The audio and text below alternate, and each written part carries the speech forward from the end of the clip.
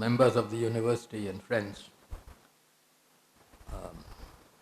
I think I have a peculiar claim to be speaking here because I am perhaps one of the few people who from infant class to MA remained wedded to Aligarh.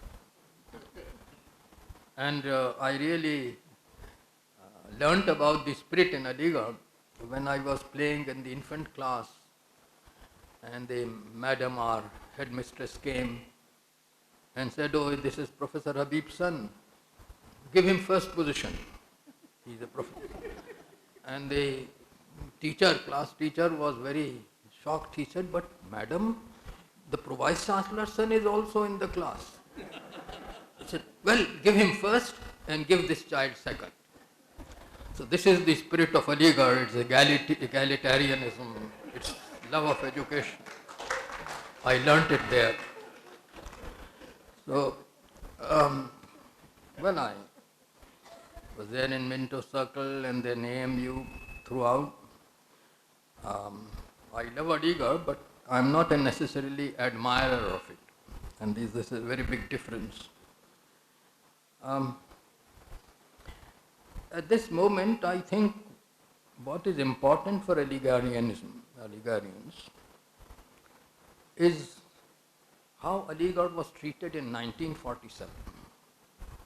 I passed my high school in 1947, and as partition came near, and in fact, as August 14 and 15 passed, Aligarh was emptied of its staff, teachers,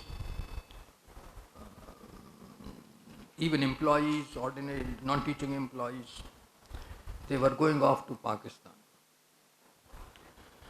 But I would say one thing in admiration.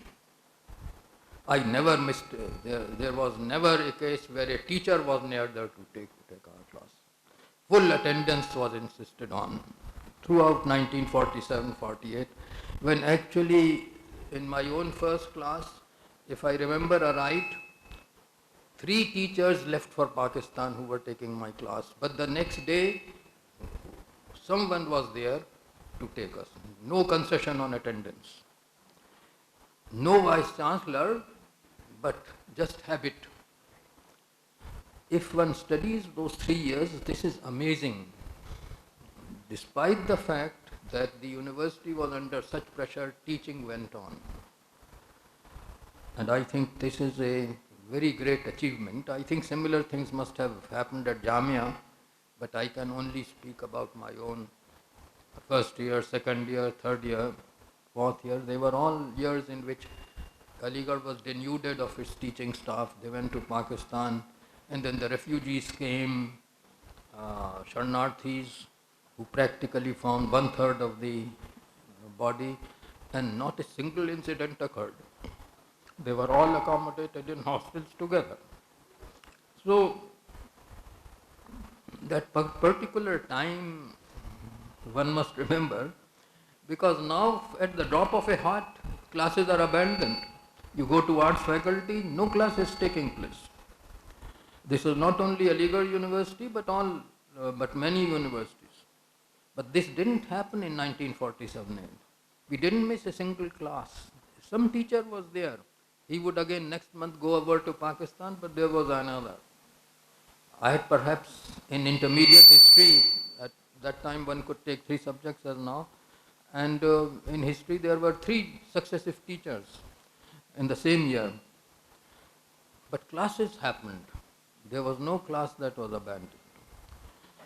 That is the one thing that I remember particularly, and in the conditions of today when Madam Vice Chancellor, if you go to arts faculty, most classrooms are closed, are locked, teachers are not taking their classes.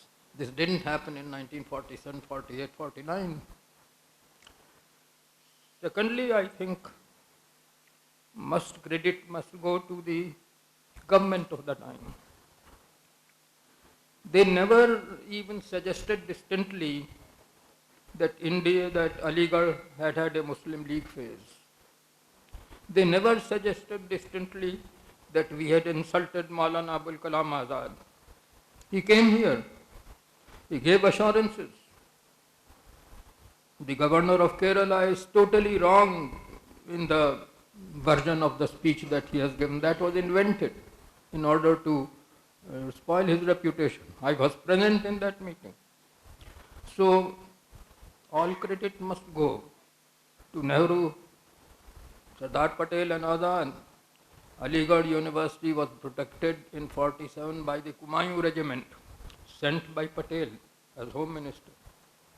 These things cannot be forgotten. And then, of course, the local leadership. Not a single communal incident occurred in Aligarh during 47-48. Amazing. Malkhan Singh and others, Congress leaders, did a real amazing job in protecting the university. So, these names will be forgotten, but I am just mentioning it so that at least one remembrance is there. So, both the university administration, under great pressure, practically no vice chancellor, treasurer being the vice chancellor, until Dr. Zakir Hussain came, and then he had to go to America and only returned because of medical reasons. And I think it was only in 49 or 50 that he really took charge. Over all this period, teaching continued, even when the number of students was reduced to 900. There was a time when only 900 were there. University had a financial problem, but by the University Act of 1951, government took up the entire responsibility. These things are to be remembered today. If the government simply had said, well, we are neither destroying Aligarh nor supporting Aligarh, we are neutral, Aligarh would have gone. There was no money. So remember the AMU Act, and even before that, through Ashfaq committee, the government took up the entire financial responsibility of this university. So today, as we remember those days, I think we should be grateful to all those who helped us and make Aligarh survive. Thank you.